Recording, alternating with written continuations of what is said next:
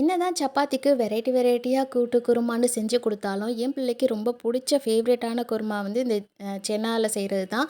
இத ரொம்ப நாளா செஞ்சு கேட்டுட்டுருந்தான். இன்னைக்கு அவனுக்காகத்தான் நைட்டே கடலெல்லாம் ஊற வச்சுட்டு, காலையில சீக்கிரமா எந்திரிச்சு வந்து கொஞ்சமா உப்பு போட்டு அதையுமே வேக வச்சுட்டேன்.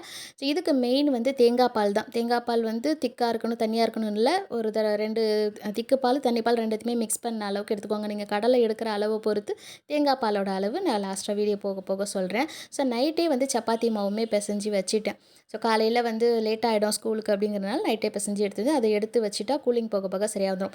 இப்போ கடலை வெந்துடுச்சு, இதை நல்லா மசிச்சு விட்டுக்கலாம். ஸோ 1 2 நல்லா இது பண்ணிக்கோங்க. 1 2 முழு கடலையும் இருக்கணும், மசிஞ்சதுமா இருக்கணும். ஸோ அது ஒரு பக்கம் இருக்கட்டும். கடாயில் வந்து ஆயில் ஊற்றி ஹீட் ஆனதுக்கப்புறமா ஒரு குட்டி ஸ்பூன் அளவுக்கு கடுகு போட்டு நல்லா வெடிச்சதுக்கப்புறமா கருவேப்பிலை சேர்த்துக்கோங்க.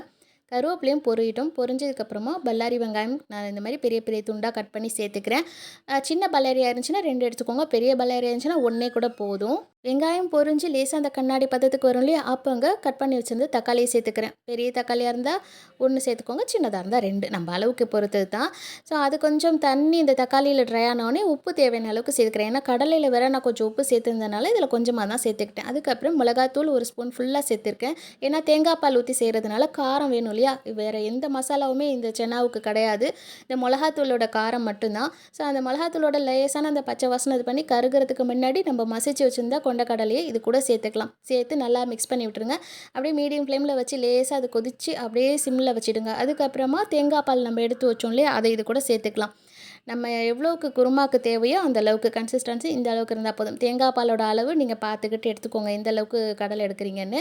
ஸோ ஃபைனலாக வந்து கொத்தமல்லி இலையை தூவி லேசாக சிம்மில் அப்படியே வச்சு ஒரு 5 நிமிஷம் அப்படியே லெட் போட்டு க்ளோஸ் பண்ணிவிடுங்க. அந்த லெட்டு மேலே அப்படியே ஆவியாக வெள்ளையாக படர்ந்து வருது பார்த்தீங்களா, அவ்வளோதான். அதுக்கு மேலே அதை கொதிக்கவே விடக்கூடாது.